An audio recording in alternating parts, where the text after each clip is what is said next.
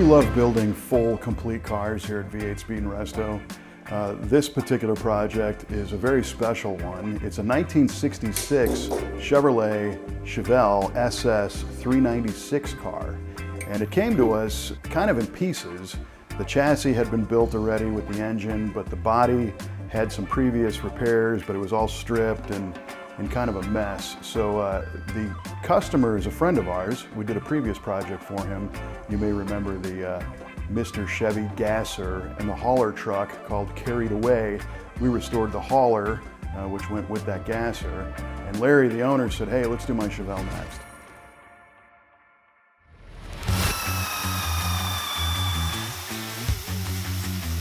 Now the reason for the 66 Chevelle is Larry had one of these cars many, many years ago. It was Marina Blue, and it was a 396 4-speed car, and he always loved that one, and you know, typically it got away. So eventually he found this car.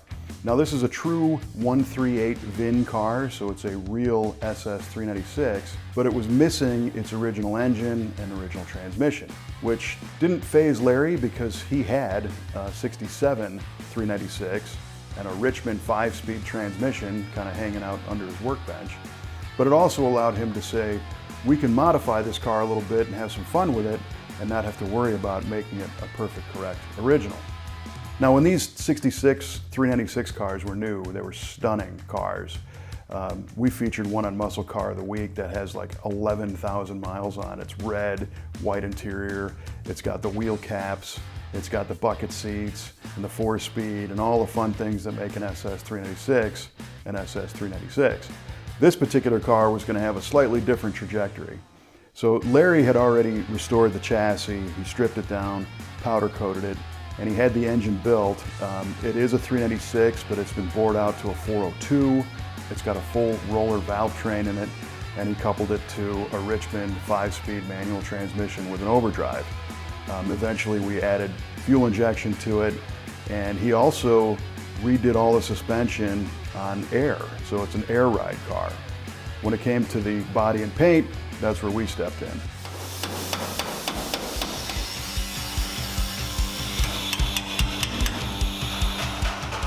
This car had been started at a different shop, and then they kind of hit the brakes on it. So we spent some time evaluating what he had, right? And it was determined that some of that metal work was going to have to be redone to bring the car to the level that he wanted to see. So eventually I think we put trunk floor in the car, we did a new tail pan, we put quarter panels on it. These cars have that flying buttress rear window design around the quarter panels, which always held water and moisture and rusted around that rear window. So we had to repair the rear package tray and the filler panel, and of course the quarter panels there. Put a new rear deck lid on it.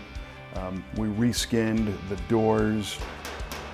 Inside, the floor was pretty good, except for we had to make it fit that new 5-speed. So we did some modifications to the transmission tunnel and repaired some of the body mounts to be found in the floor section so that the car would be solid on the frame. This car certainly kept our metal fabrication shop busy for quite a while as new boxes from OPGI kept showing up with the new body panels and restoration pieces, trim parts, badges, rubber weather stripping, all the things you need to restore a body. We did a couple of little custom touches on this. The firewall was closed off for a vintage air AC system, so we made kind of a neat little detail of a firewall patch to cover the original hole. The rear package tray on these cars from the factory is full of holes. It's got little triangles and little circles and all kinds of stuff. And those were used for the very rare rear window defroster, or if the car had a rear speaker in the back. But we decided to smooth that whole thing out, close up all those holes, and create a couple of dimples to allow the installation of some 6x9 speakers that sat below flush level. But other than that, we didn't do very much custom modification. Where a lot of custom work happened, though, was in the fit and finish of this car.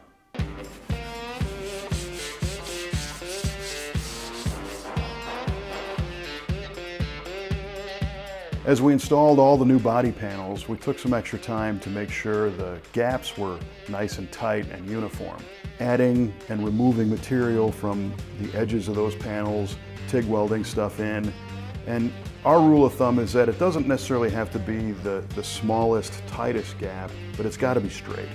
If it's nice and uniform, and the door gap is the same on the front and the back, and on the left side and the right side, and the trunk gaps are all tight and uniform, and it kind of makes the whole car look like it's carved out of one piece of steel. When this thing moved into our body shop, our friend Matt was on staff at the time, and he actually developed a tool on this car.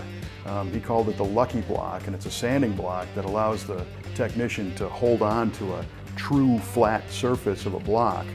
And he block sanded this thing from stem to stern with body filler, primer, sprayable polyester primer, and then more block sanding on top of that to make this car as aero straight as possible, because a 66 Chevelle is kind of a slab-sided car. It doesn't really have any rounded curves on it. So the straighter you get it, the more true those reflections are going to be when the whole thing's in paint. So he did a heck of a job on it. It's a little deceiving. Doesn't look that big, but once you start bodyworking it, the quarters are pretty long, and they also have kind of a double body line going right through the middle of the quarter, and that was tricky to get both body lines just right. When it finally came to being able to spray some color on this car, again, a little bit of a custom touch. The original colors that were offered had some blues and some greens that were all pretty cool, but Larry wanted something that was unique to this car. So Jeff, our painter, whipped up a color that he calls Tropical Freeze, kind of a play on the owner's last name of Freeze, but it's a aqua, teal, greenish mix with a lot of pearl and metallic in it. So when it hits the sunlight, all the body lines light up real nice.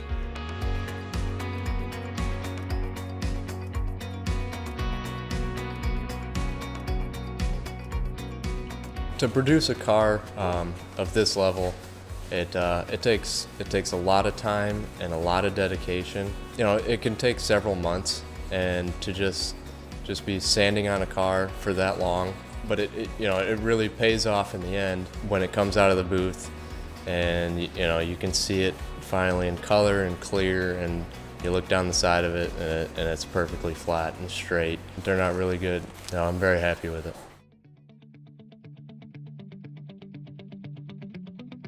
And the interior color was also custom chosen.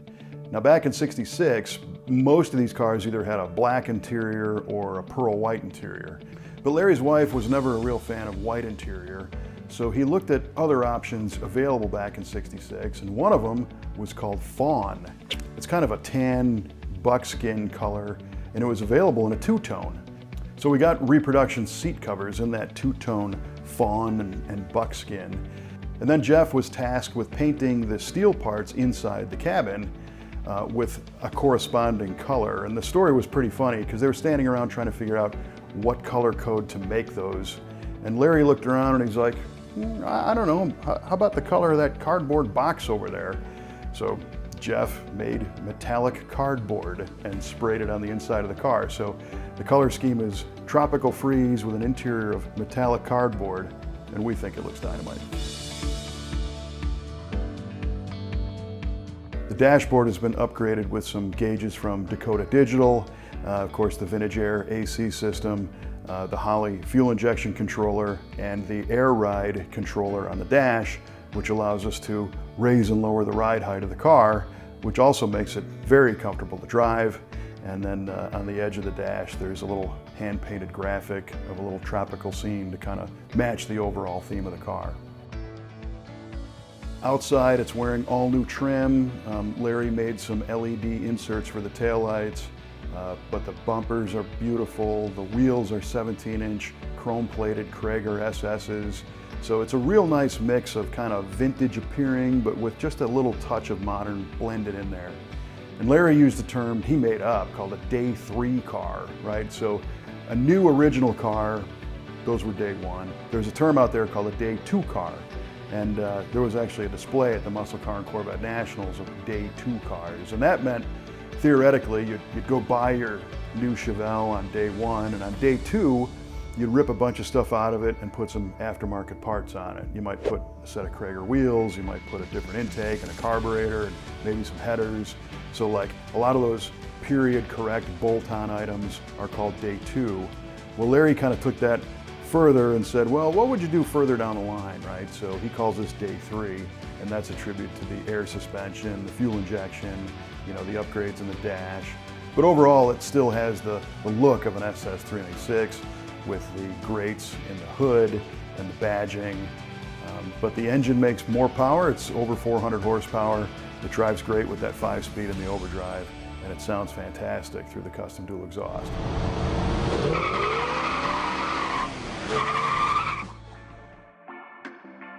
Now, if this was an all-original, numbers-matching car, you know, we probably wouldn't have taken the liberties that we did, but they're not all numbers-matching cars. And there's so many of them out there that had histories where things changed over time. So we were very honored to have the opportunity to make this into such a super nice car. Our team did a wonderful job, and it was always fun to work with Larry on restoring this car. And if you have a car that needs a refresh or a complete redo, we're always happy to chat with you. We don't just do muscle cars, we do stuff with fat fenders from the 40s, things from the 30s. We even do cars from the 80s and 90s if the customer's passionate about it.